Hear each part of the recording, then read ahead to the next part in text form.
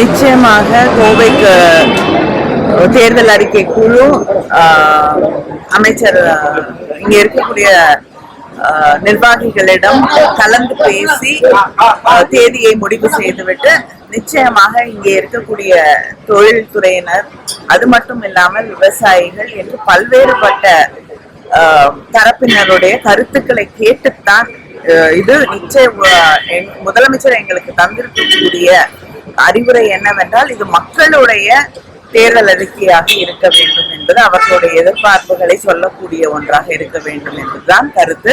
அதனால் நிச்சயமாக இங்கே கோவைக்கு வரும் பொழுது தேர்தல் அறிக்கை குழு இங்க இருக்கக்கூடிய அத்தனை தரப்பு மக்களையும் சந்திப்போம்.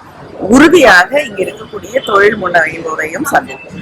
கடந்த முறை 500 வாக்குகள் 500 இந்த முறை இல்லைங்க, மக்களுடைய தேவை என்ன என்பதை கேட்டு தெரிந்து கொண்டு எதையெல்லாம் செய்ய முடியுமோ அதை வாக்குறுதிகளாக தேர்தல் அறிக்கையாக உருவாக்க முடிவு செய்திருக்கிறோம். அதனால எண்ணிக்கை அப்படிங்கறதெல்லாம் கணக்கு கிடையாது. தமிழ்நாட்டில் சிறந்த மாநிலம், பாதுகாப்புல சிறந்த மாநிலம் ஆற்காடு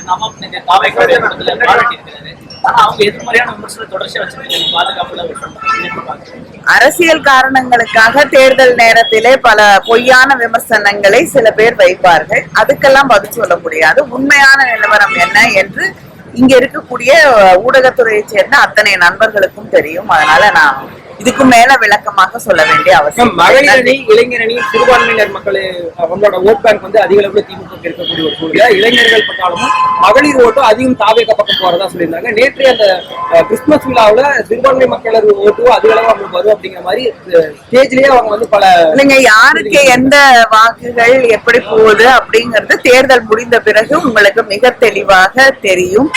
நாங்கள் நிச்சயமாக உறுதியாக இருக்கிறோம். அடுத்த முறையும் நம்முடைய திராவிட மாடல் ஆட்சி தொடரும். முதலமைச்சர் தளபதி அவர்கள் முதலமைச்சராக தொடர்வார்கள் என்பதிலே எந்த சந்தேகமும் இல்லை.